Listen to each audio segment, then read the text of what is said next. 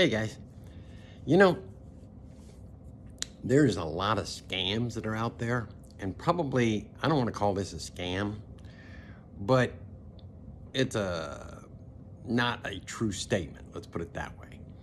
But it was back when, let's go with my father.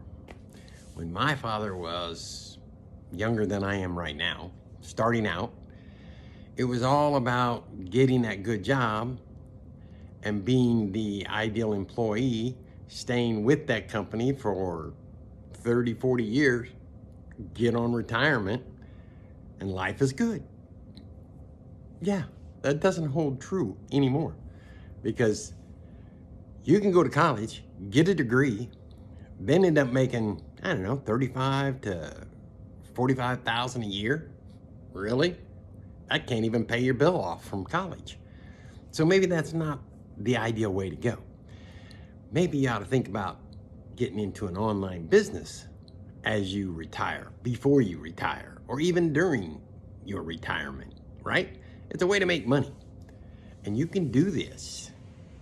And you would be surprised the number of college grads that are out here making way more money than they ever did and wondering, why did they go to college? Well, for me, internet didn't exist back then. Later. Bye.